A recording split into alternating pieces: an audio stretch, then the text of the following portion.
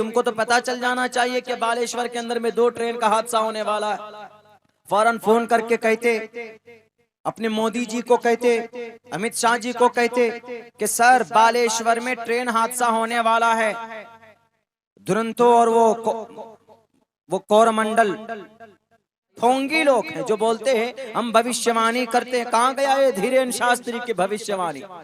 मैंने तो कहा था भी कलकत्ता के जलसे में, हमने कहा कि तुम भविष्यवाणी करते हो मूर्ख आदमी, तो भविष्यवाणी कहाँ चली गई? दोनों अच्छी ट्रेनें हैं, एक्सप्रेस है, बालेश्वर से 20 किलोमीटर की दूरी पर वहां हादसा होने वाला है। सर कुछ न कुछ कीजिए, होना चाहिए था, लेकिन ये बेवकूफ बनाते, इन्हें अपना पता नहीं होता कि उनके साथ क्या होने वाला। नहीं, हमारे पास दिव्य शक्ति है, तो तुम्हारी दिव्य शक्ति कहां चली गई थी? फिल्म देखने या सो गई थी? दिव्य शक्ति को भेज देते। दिव्य शक्ति का मतलब यह है कि बैठे बैठे अपनी दिव्य शक्ति से, अपनी ताकत से, जिसको बोलते हैं सुपर ताकत, जिसको बोलते हैं कि सुपर पावर, उसको बोलते हैं दिव्य शक्ति। यहीं बैठे बैठे से कहां पर क्या हो रहा है दुनिया के अंदर, उसको अपने कंट्रोल में कर लेना। लोगों को बेवकूफ बनाने के लिए दिव्य शक्ति का दावा करते हो। तुम्हें कुछ नहीं पता, जाहिल और अनपढ़ गवार, स्क्रिप्टेड होता है तुम्हारा लोगों के सामने। एक आदमी है आकर के उछलता है, कूदता है और कहता है कि मार लगाया जाए, मार लगाया जाता है, उछलता है, कूदता है पागल के तरह, माइक उठाकर बात करता है। वाह भाई वाह, पागल भी है, लेकिन उसको कैसे पता है कि माइक पे बात करूंगा तो आवाज जाएगी? ये अक्लमंदी कहां से आ जाती 2-3 सेकंड पे? लोगों को बेवकूफ बनाते। अगर यकीनन तुम्हारे अंदर दिव्य शक्ति है, दिव्य शक्ति उसको हासिल होती है जो प्रार्थना और पूजा करते करते करते जिनके पूरे बदन के अंदर वाल्मीकि जम जाता है। जैसे रत्नाकर वाल्मीकि ने परिसर में किया था, इबादत की थी, श्री रामचंद्र जी के नाम का माला जपा था, तब जाकर 1100 साल तक एक दरख्त के नीचे बैठकर ईश्वर के नाम का उन्होंने माला जपा था, तब जाकर कुछ शक्तियां उनके अंदर आई थी।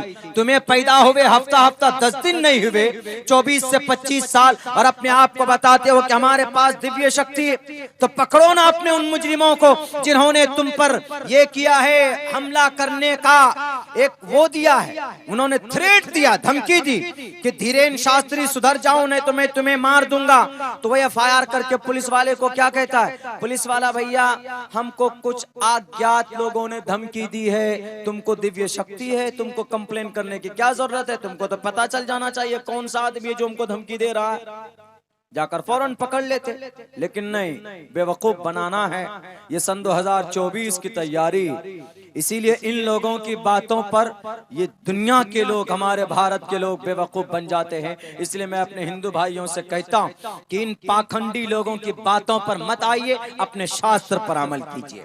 आपका शास्त्र आपको ओपनली कहता है, रुद्रवो गिरीवा अश्रयत पिशाचा एवं ब्रह्मा द्विषो जही प्यारु नाम पर जाम जही तुवम तूर्य तरुषतः एवं ब्रह्मा द्विषो जही। जो शास्त्र को नहीं मानता, जो ब्रह्मा को नहीं मानता, उसका सर तन से जुदा कर दो।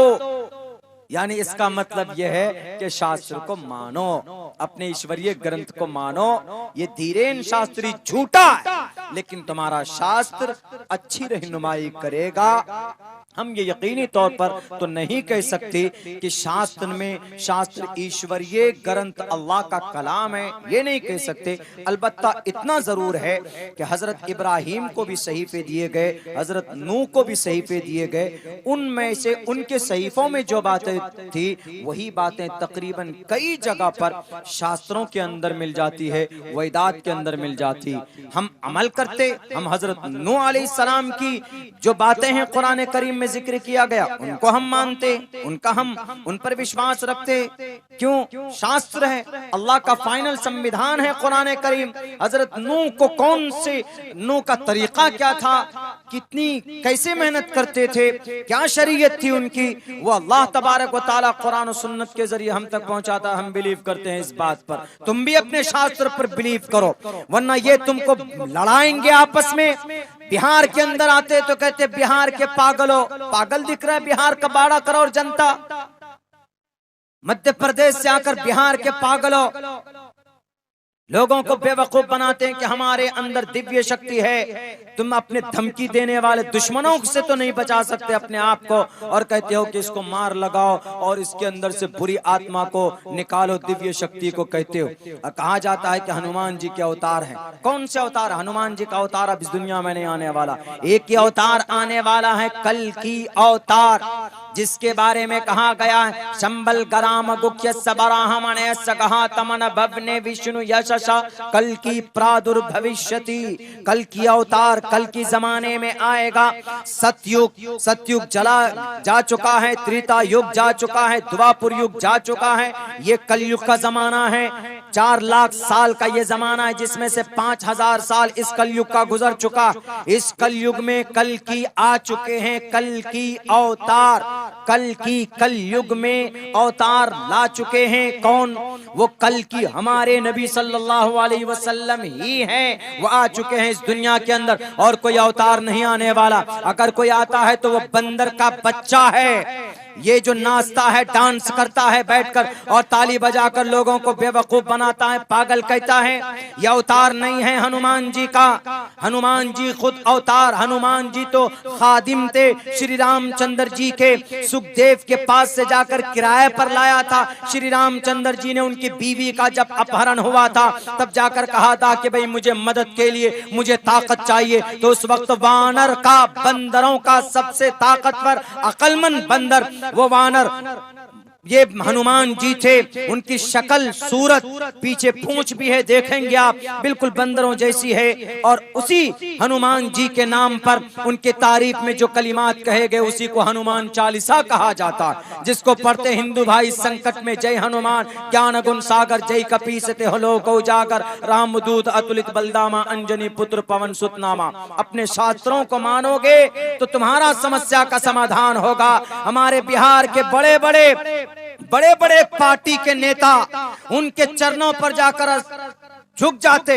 अरे वैद के सामने जाकर झुकोगे, ऋग्वेद को पढ़ोगे तो मन का मैल दूर होगा।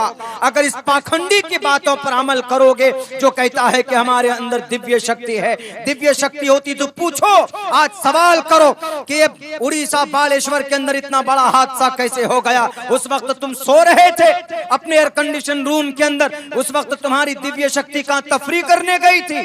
अरे तुमको तो पहले से पता चल जाना चाहिए था कि वहां पर हादसा होने वाला है, 3 ट्रेन आपस में लड़ने वाले हैं, 300 लोग मजदूर लोग बेचारे आज लुक़्मे अजल बनने वाले हैं। अगर तुम जानते हुए भी अगर तुमने बचाने की कोशिश की तो इस देश का सबसे बड़ा देशद्रोही तुम। इसलिए कि जो देश की सेफ्टी को जानता हो, कहीं पर कोई बम ब्लास्ट होता है, अगर कोई जानता है कि यहाँ पर बम फटने वाला है, अगर वो नहीं बताता है पुलिस प्रशासन को, तो कानून के नजर में वो मुजरिम। अगर तुम जानते थे अपनी दिव्य शक्ति के जरिए से कैसा होने वाला है तो तुमने नहीं बताया तो तुम मुजरिम हो, तुम पाखंडी हो, तुम देश के मुहिब नहीं हो बल्कि देश के मुखालफत में हो, तुम टेररिस्ट हो। जानते हुए भी तुमने नहीं बताया, लेकिन हम यकीन के साथ कहते यू आर इलिटरेट पर्सन।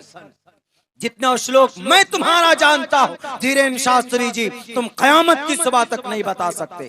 जितने मर्तबा तुम्हारे गीता को मैंने पढ़ा, 3 मर्तबा अब तक मैं अध्ययन कर चुका हूँ पूरे गीता का, और कम से कम 3 मर्तबा वेदांत को पढ़ चुका हूँ, 3 मर्तबा 7 शास्त्र को पढ़ चुका हूँ, एक मर्तबा 18 पुराण को देख चुका हूँ, अपने नजरों से गुजर चुका। मेरे लाइब्रेरी ऑफिस के अंदर चले जाइए, मेरी गैर मौजूदगी में ये सारी किताबें आपको एक तरफ से रखी हुई मिलेंगी। महाभारत हो, श्रीमद् भगवत गीता हो कि रामायण, पढ़ो शास्त्रों को तो ईश्वर का पता मिलेगा तुम्हें। अपने पाखंडी नेता के कहने पर, उनके नोटों पर पलने से दिव्य शक्ति नहीं आ सकती। दिव्य शक्ति आती है अल्लाह की इबादत से। कश जिसको बोलते हैं हम लोग। बहरक है, हमें यही बात कहनी थी आखिर में हमारे समाज के माँ और बहनों और समाज के जिम्मेदार लोगों। हमें भी अपनी जिम्मेदारी पूरी करनी होगी। समाज के बहू बेटियों को भी अपने बच्चों के लिए, अपने भाई के लिए, अपने शौहर के लिए भी फिक्रमंद होना होगा। इंशाअल्लाह हमारे समाज के बहू बेटी अगर कुछ मेहनत करेंगी तो ज़रूर माशरे की इस्लाह भी होगी, और हमारे समाज के गार्जियन लोग अपने बच्चों के बारे में फिक्रमंद होंगे तो इंशाअल्लाह हमारे बच्चे भी अच्छे होंगे। हमारे बच्चे अगर नेक और साले हुए तो कल क़यामत में इंशाअल्लाह निजात का ज़रिया हमारा यह बच्चा होगा। अल्लाह से दुआ करता हूँ कि अल्लाह तबारक व तआला हम तमाम